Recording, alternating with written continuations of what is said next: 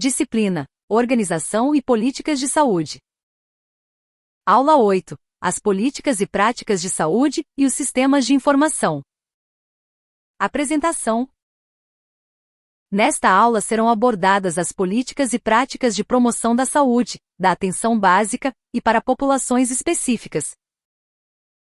Também será o Sistema de Informação, Departamento de Informática do SUS, DataSUS, sua importância para o aperfeiçoamento da gestão e para democratizar a saúde. Objetivos: produzir análises sobre políticas e práticas de promoção da saúde. Perceber a importância das políticas e práticas da atenção básica. Identificar as políticas e práticas de saúde para populações específicas. Definir o terceiro setor e as políticas e práticas de saúde. Identificar os sistemas de informação, DataSUS. Política Nacional de Promoção de Saúde. Para iniciarmos esta aula devemos lembrar que no Brasil, pensar em outros caminhos para garantir a saúde da população significou pensar a redemocratização do país e a constituição de um sistema de saúde inclusivo. Em março de 2006 é aprovada a Política Nacional de Promoção de Saúde, através da Portaria no 687 que tem como objetivo geral a promoção da qualidade de vida e diminuir a vulnerabilidade e os riscos à saúde. Promoção da qualidade de vida. Fonte: Megaflow, Shutterstock. E quais são estes riscos? Os riscos podem ser apontados como: 1. Modo de viver. 2. Condições de trabalho. 3. Habitação. 4. Ambiente. 5. Educação. 6. Lazer. 7. Cultura. 8. Acesso a bens e serviços essenciais. Como você deve ter percebido, uma população pode estar exposta a muitos riscos. Não se esqueça de que a intensidade, a escassez, a falta de acesso e a ausência tendem a aumentar a vulnerabilidade e o adoecimento. Promoção da saúde. Você recorda o conceito de promoção da saúde de acordo com a Carta de Ottawa, 1986. Gabarito. De acordo com a Carta de Ottawa, 1986, a promoção da saúde é o processo de capacitação da comunidade para que estes atuem na melhoria da sua qualidade de vida e saúde, participando ativamente no controle deste processo, seja a nível individual ou coletivo. Os objetivos específicos desta política são: triângulo preto apontando para a direita.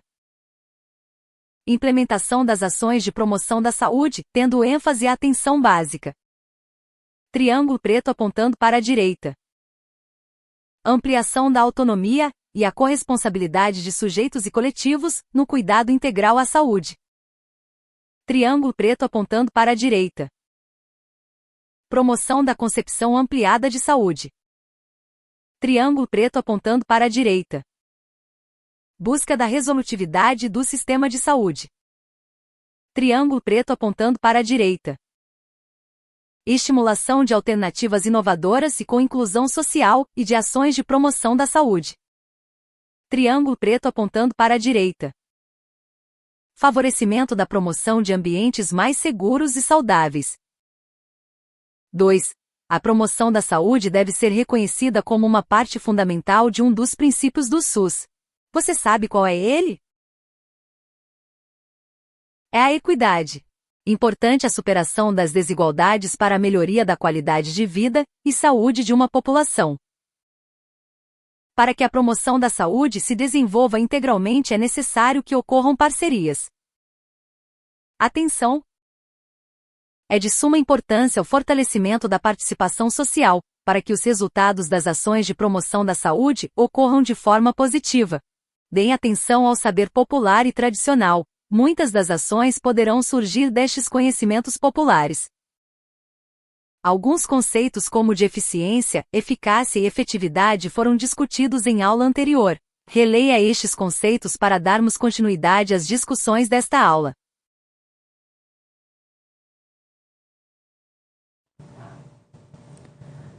Olá pessoal, sejam bem-vindos, eu sou a professora Marília e nesse vídeo vou explicar sobre 3 conceitos bastante importantes quando a gente fala de gestão. E gestão de qualquer tipo de organização, seja ela pública ou privada e independentemente do segmento dessa organização. Então, nós chamamos esses 3 conceitos fundamentais de 3 E's da administração. Por que 3 E's? Porque os 3 começam com E, seria a eficiência, a eficácia e a efetividade. E o que é cada um desses conceitos, como que eles, qual que é a diferença entre eles e como que eles se integram, tá? Então vamos lá, a gente vai começar pela eficiência.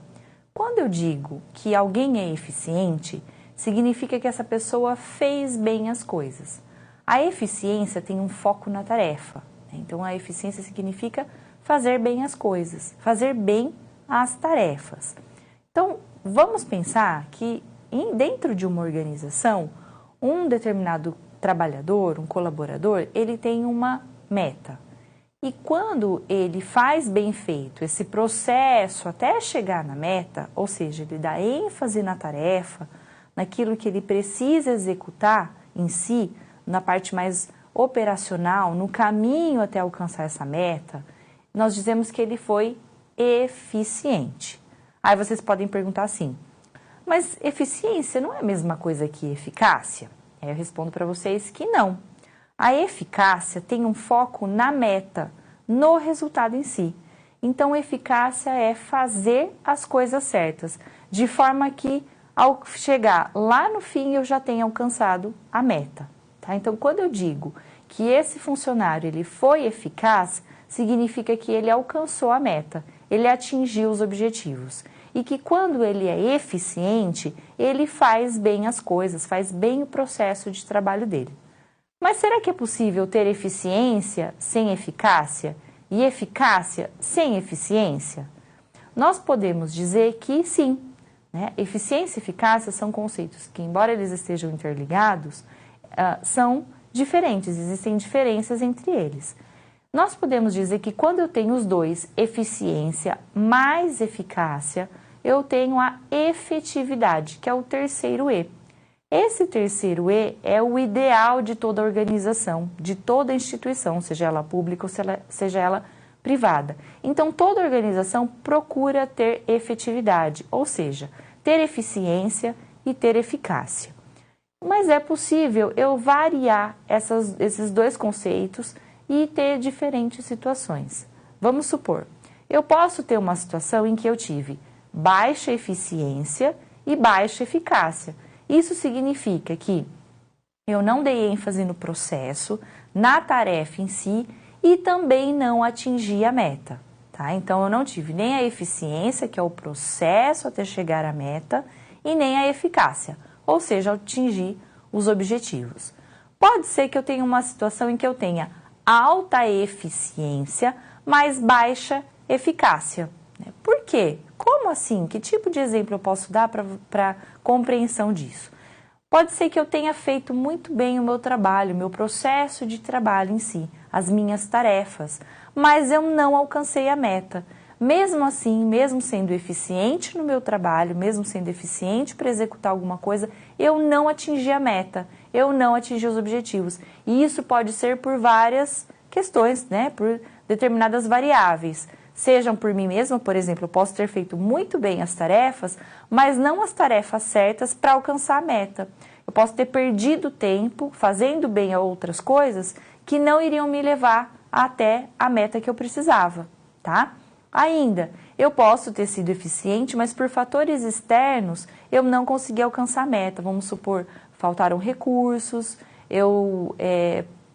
porventura, eu dependia do trabalho de outra pessoa e não consegui alcançar a meta por conta dessas informações, por conta disso que eu precisava, dessas informações que eu precisava para dar continuidade ao meu trabalho. Então, existe sim a situação em que eu posso ser eficiente e não ser eficaz. Eu posso ter uma situação contrária. Eu posso ter alta eficácia e baixa eficiência. Significa que eu atingi a meta, mas o processo de trabalho, a tarefa em si não foi bem feita, não foi tão bem feita, tá? Eu fiz as coisas certas, mas eu não fiz bem as coisas. Eu posso também ter essa situação. Vamos supor, imagine que você seja um vendedor, tá? E você vai fazer vendas pelo telefone. Você tem uma meta para vender naquele mês e você atinge aquela meta. Significa que você teve eficácia. Mas você teve uma alta conta de telefone, você gastou mais recursos do que o necessário, do que o previsto. Porventura, então aí o seu processo de trabalho, até alcançar aquela meta, não foi bom. Então você teve eficácia, alcançou o resultado, sem ter a eficiência, ou seja, o foco na tarefa, no processo de trabalho em si. E eu posso ter a situação em que eu tenho alta eficácia e alta eficiência, que é aí quando surge o terceiro E, tá, da gestão, que seria a efetividade. Então, quando eu consigo fazer bem as coisas, ou seja, dar foco nas minhas tarefas, executar o processo de trabalho até a meta, fazer bem isso, e ainda atingir a meta, ou seja, fazer as coisas certas, eu tive a efetividade, porque eu tenho eficácia mais eficiência igual a efetividade, tá? Então, esses 3 E's da administração, da gestão, eles podem ser utilizados em qualquer organização, quando eu penso na questão da gestão. E nesse caso, nós estamos falando da gestão do Sistema Único de Saúde. Então, dentro do SUS, dentro desse sistema, nós podemos pensar nesses 3 conceitos. Nos processos de trabalho em si, em como as tarefas têm sido executadas, ou seja, na eficiência, nas metas que têm sido atingidas ou não, né, na eficácia, e quando há o cenário das duas coisas, eficiência, eficácia igual a efetividade. E ainda quando eu tenho baixa eficiência e baixa eficácia. Todas essas questões, todos esses cenários são problemas de gestão. E qualquer gestor, qualquer pessoa em cargos de liderança deve compreender bem todos esses conceitos para entender a importância do planejamento dos seus recursos para ter eficiência e para ter eficácia e, portanto, efetividade. Para esse vídeo era isso que eu tinha para passar para vocês. Bons estudos e até mais!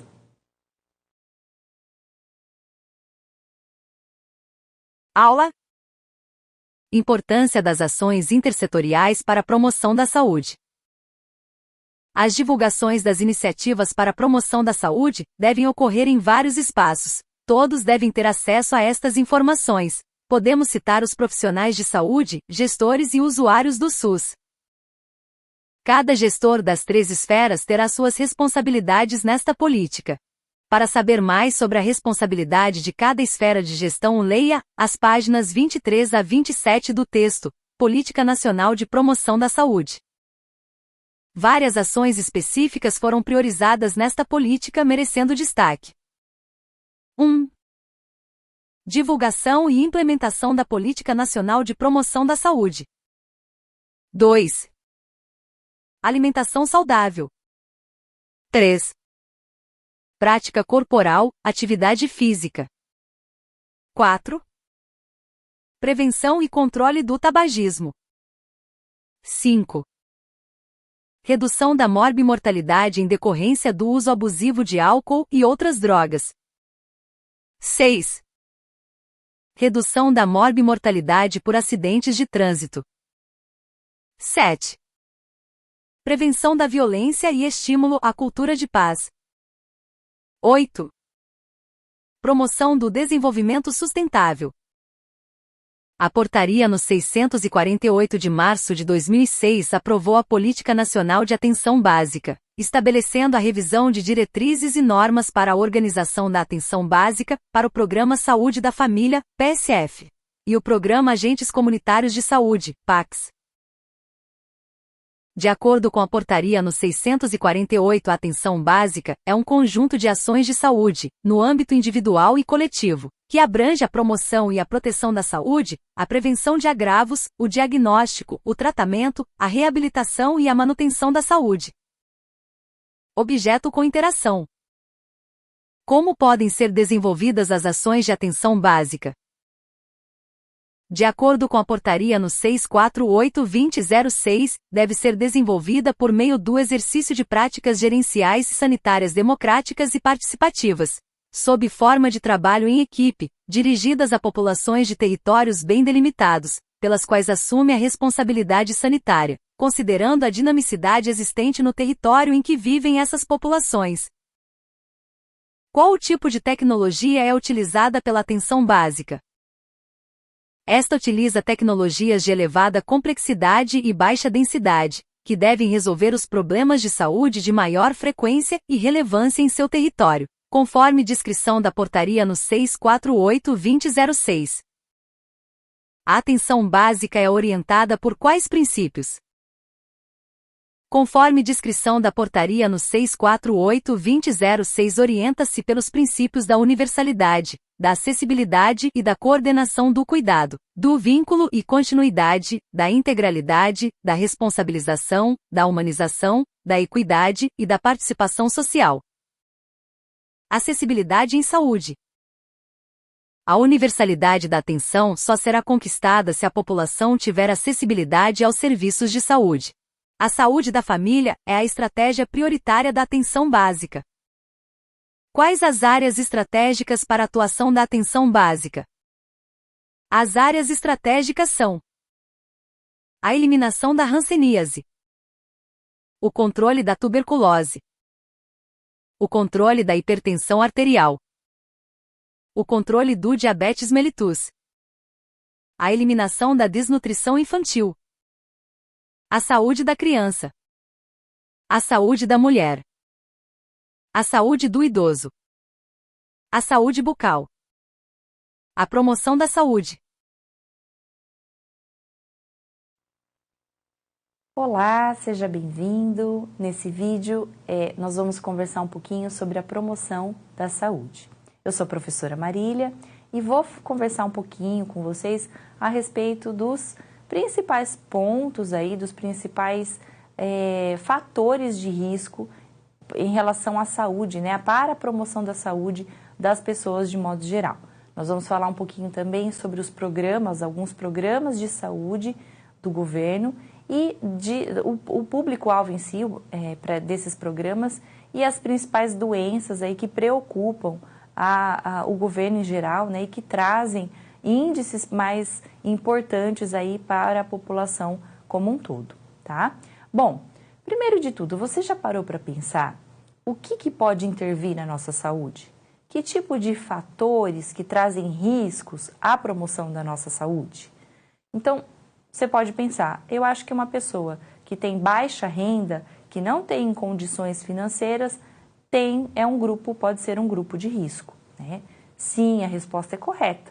Mas mais que isso, nós temos outros indicadores que me falam que essas pessoas acabam ficando em situação de vulnerabilidade e, portanto, que podem ter mais riscos aí à saúde, tá? À promoção da saúde. Posso dizer também a respeito da baixa escolaridade. Então, os estudos mostram que a baixa renda, a baixa escolaridade, a exposição à violência, né, a determinados hábitos, né, e atos violentos, a falta de recursos, como, por exemplo, moradia, alimentação não saudável, né, falta de exercícios físicos, ainda a cultura em si, e hábitos não saudáveis, como o tabagismo, né, tudo isso, todos esses fatores, eles podem apresentar riscos para a promoção da saúde da população. Então, eu preciso investigar, né? Quando há um estudo a respeito das doenças de determinada comunidade, por exemplo, é importante levantar esses dados. Então, qual que é a escolaridade dessas pessoas? Qual que é a faixa de renda? Essas pessoas são expostas, qual que é o nível de exposição à violência? Como que essas pessoas moram, como que é a alimentação delas, estudar esses hábitos em si, os recursos, né, como que é o acesso a recursos de infraestrutura, né, de saneamento básico, entre outras questões. Então, todos esses fatores, eles são indicadores, eles podem ser indicadores aí de uma população que está em risco em relação à promoção da sua saúde. E, portanto, todos eles devem ser levados em consideração. Eu posso ter uma população, por exemplo, que tem um nível de escolaridade alto ou aceitável, né? Eu posso ter uma renda média, razoável ali para pagar as contas básicas, mas eu posso ter uma população com hábitos e com a cultura em si que envolvem algumas questões que expõem essa população a riscos, ao risco da promoção da saúde. Então, uso de drogas, de determinadas drogas ali por certas classes sociais, por determinada população. Então, eu preciso compreender quais são esses fatores, que tipo de cada população em si, qual a faixa, né, qual a comunidade, qual a população, quem está exposto a esses riscos, para compreender um pouco mais sobre essa dinâmica.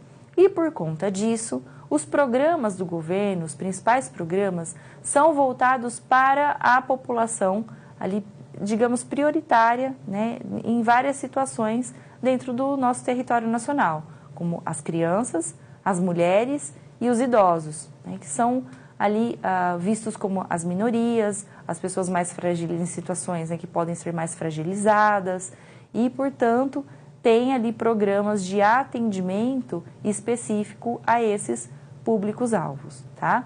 Então, a saúde da mulher, quando a gente fala, existem os programas de câncer, de prevenção do câncer no colo do útero, câncer de mama, mortalidade infantil e materna e a saúde dos idosos de modo geral, tá? Também existem, diante dessa demanda, desses riscos que nós temos que compreender para cada comunidade, as doenças que passam a ser mais emergentes, como a tuberculose, a malária. Nós podemos falar também de outras endemias como a dengue, a influenza, né, hipertensão, diabetes, todas elas sendo alvo aí de programas do governo para a sua prevenção, para o seu diagnóstico e para o seu tratamento, devido ao número de pessoas, né, que acabam tendo algum problema, algum tipo de doença desse tipo e o que pode aí levar a pessoa a óbito ou prejudicar a sua qualidade de vida, né? Prejudicar a promoção à saúde dessa população. Alguns estudos, alguns índices nos mostram que metade da população acaba levando a óbito, né, acaba morrendo por conta, as pessoas da faixa etária de 30 até mais ou menos 69 anos, acabam indo a óbito por conta de doenças cardiovasculares, diabetes, câncer e as doenças, hipertensão, por exemplo, essas doenças que acabam sendo centrais nos programas do governo. Para saber um pouquinho mais sobre esses programas, entra lá no site do Ministério da Saúde que você vai ter tudo detalhado a respeito deles. Até mais, um abraço e bons estudos. Saúde. Pacto de Indicadores da Atenção Básica. Os gestores poderão acordar na CBS indicadores estaduais de atenção básica a serem acompanhados em seus respectivos territórios. De acordo com esta portaria, os municípios e o Distrito Federal, como gestores dos sistemas locais de saúde, são responsáveis pelo cumprimento dos princípios da atenção básica, pela organização e execução das ações em seu território. Leia as páginas 12 a 17 do texto Pactos pela Saúde e saiba um pouco mais sobre este assunto. Objeto com interação. Como é financiada a atenção básica? O piso da atenção básica, PB, é composto de uma fração fixa e outra variável e constitui-se no componente federal para o financiamento da atenção básica. O piso da atenção básica, PB, consiste em um montante de recursos financeiros federais destinados à viabilização de ações de atenção básica à saúde, e compõe o teto financeiro do bloco Atenção Básica. Como serão repassados os recursos financeiros aos municípios? Serão repassados em conta específica denominada FMS, nome do município, PB, e a transferência será fundo a fundo do Ministério da Saúde. Para que ocorra a efetivação da transferência dos recursos financeiros é necessário que sejam lançados dados em qual sistema? CIAB, Sistema de Informação de Atenção Básica. O número máximo de ESF pelas quais o município e o Distrito Federal podem fazer jus ao recebimento de recursos financeiros específicos será calculado por qual fórmula? População, 2.400. Existem duas modalidades de financiamento para as ESF, Estratégia Saúde da Família. O número máximo de ACS pelos quais o município e o Distrito Federal podem fazer jus ao recebimento de recursos financeiros específicos será calculado por qual fórmula? População IBGE 400. Para municípios dos estados da região Norte, Maranhão e Mato Grosso, qual será a fórmula? População IBGE da área urbana 400 mais população da área rural IBGE 280. As equipes de saúde bucal, ESB, que estiverem implantadas no CIAB, desde que não ultrapassem o número existente de equipes de saúde da família, e considerem a lógica de organização da atenção básica, saúde da família farão jus ao recebimento dos incentivos financeiros. Recursos financeiros. Como descrito na portaria. Os valores do recurso compensação de especificidades regionais serão definidos em portaria ministerial específica para este fim. O Plano de Saúde Municipal ou do Distrito Federal, aprovado pelo respectivo Conselho de Saúde e atualizado a cada ano, deve especificar a proposta de organização da atenção básica e explicitar como serão utilizados os recursos do bloco da atenção básica. Relatório de gestão deverá demonstrar como a aplicação dos recursos financeiros resultou em ações de saúde para a população, incluindo quantitativos mensais e anuais de produção de serviços de atenção básica, e deverá ser apresentado anualmente para apreciação e aprovação pelo Conselho Municipal de Saúde. Pode-se solicitar o crédito retroativo, que se limitará aos 6 meses anteriores ao mês em curso. Pode-se suspender o repasse de recursos do PB, quando o município e ao Distrito Federal que deixarem de atender os requisitos mínimos exigidos.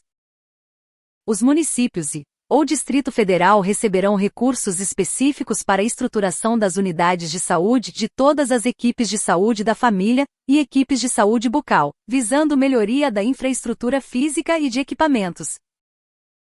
Conferência Nacional de Saúde, CNS.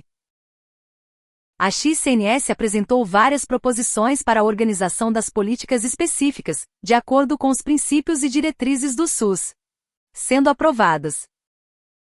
Objeto com interação. Saúde da mulher. Melhoria da atenção à saúde de crianças e adolescentes. Saúde do trabalhador. Reordenamento da atenção em saúde mental. Saúde bucal. Sistema Nacional de Farmacovigilância. Programa de fitoterapia na rede pública. Medicamentos aos portadores de doenças crônico-degenerativas, psíquicas e neurológicas, bem como aos pacientes em tratamentos de alta complexidade nos centros de referência. Vigilância sanitária e epidemiológica. Terceiro setor. Organização não governamental. São instituições sem fins lucrativos que perseguem o bem comum. No Brasil, as entidades sem fins lucrativos são representadas por associações e fundações privadas. Organização da sociedade civil de interesse público. Estas associações e fundações são identificadas como ONGs, OCIP, US, Instituto, Instituição, etc. Você já ouviu falar de algumas dessas associações e fundações? DataSUS. O Departamento de Informática do SUS, DataSUS, passou a integrar a Secretaria de Gestão Estratégica e Participativa em 2011, conforme Decreto número 7.530 de 21 de julho de 2011. Acesse o portal do DataSUS. Departamento de Informática. Fonte: Godluz Shutterstock.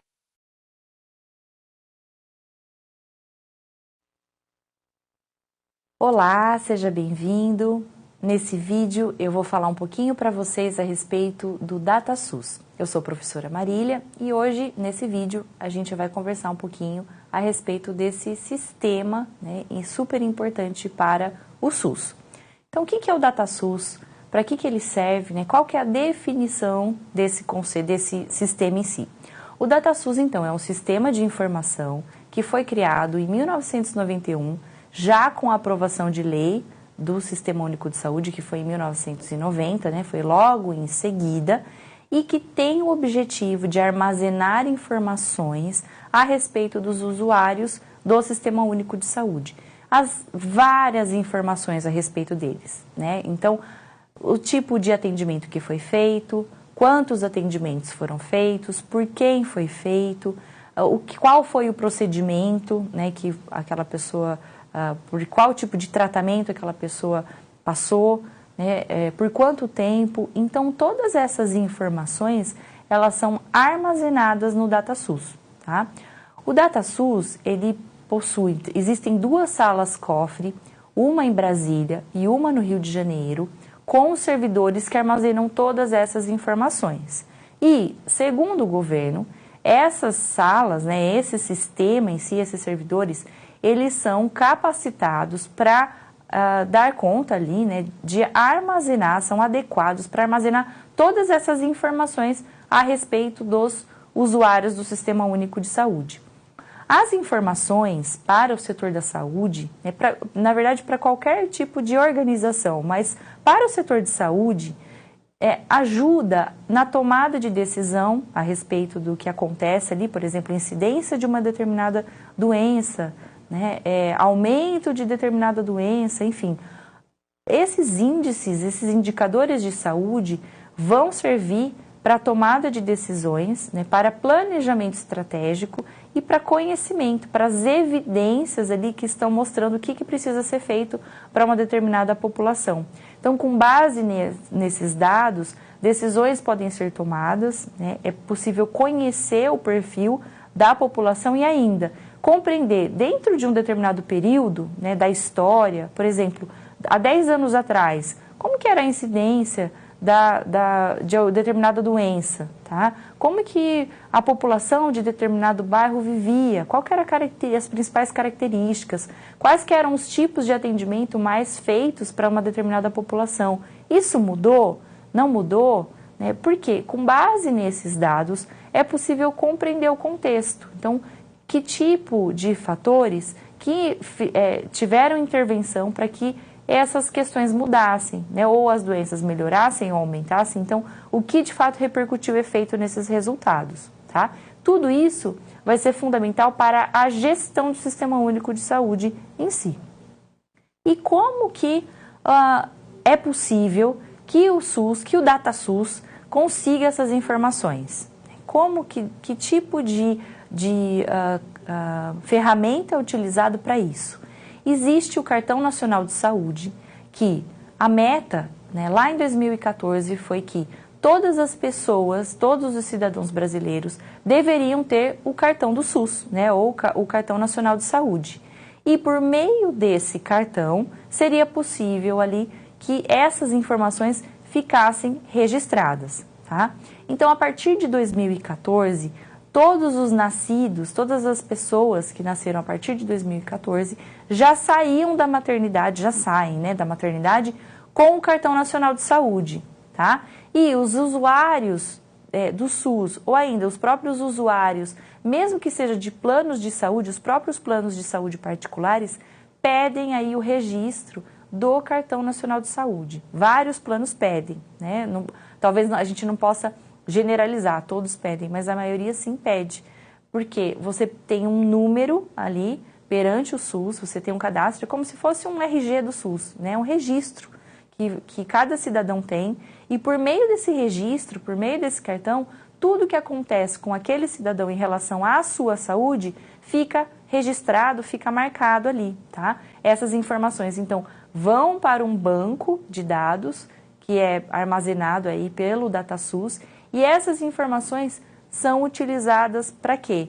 Para estudo ali da população, para tomadas de decisão, para monitoramento, né, dessas informações que vão auxiliar na própria gestão do Sistema Único de Saúde. Inclusive cumprir uma das coisas que faz parte do Pacto pela Saúde, tá? E especificamente do Pacto pela Vida. O Pacto pela Saúde foi uma reforma, que foram ações ali que visaram a reforma do Sistema Único de Saúde para melhorar o sistema em si, feito em 2006. E no Pacto pela Vida, que é uma das diretrizes do Pacto pela Saúde, há a prevenção do quê? Que as informações dos atendimentos feitas no ano anterior sejam levantadas e trabalhadas no primeiro trimestre de cada ano. Né? Para quê? Para verificar se o sistema, em que o sistema falhou, onde ele falhou e onde ele foi satisfatório para cada uma das regiões, para cada população. Ok? Então, o DataSUS é extremamente importante, ele é bem estruturado, né? Existe toda uma equipe por trás dele para fazer o negócio acontecer. Para conhecer um pouco mais do DataSUS, você pode entrar no site, né, do próprio DataSUS para conhecer como que é essa infraestrutura e como que há o trabalho de todos esses dados.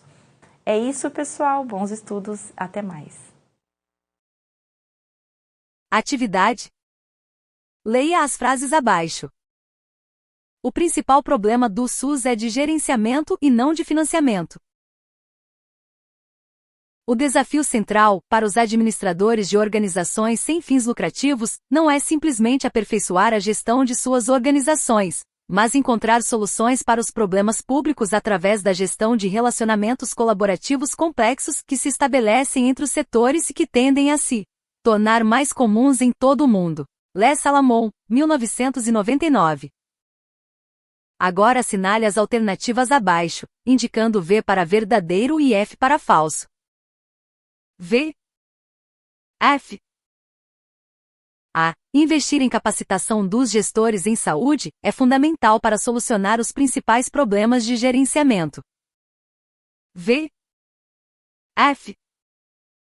B. Investimento financeiro alto em saúde garante a solução de todos os problemas de saúde da população. V. F. C. É necessário a participação de vários setores para que juntos possam solucionar os principais problemas de saúde que acometem uma população. V. F. D. Sem dinheiro não é possível fazer saúde.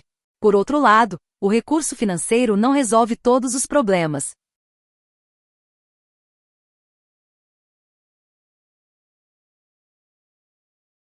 A quantidade de recursos e sua adequada aplicação, o gerenciamento, o comprometimento profissional e o efetivo controle social do SUS são necessários para que o direito à saúde seja garantido.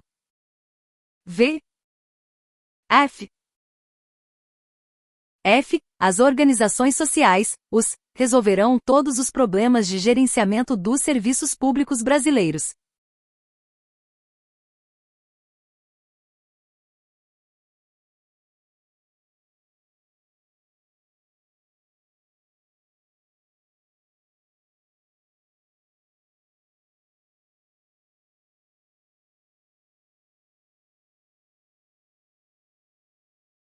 Passos.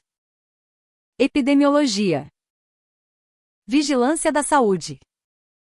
Vigilância epidemiológica. Vigilância ambiental. Vigilância sanitária.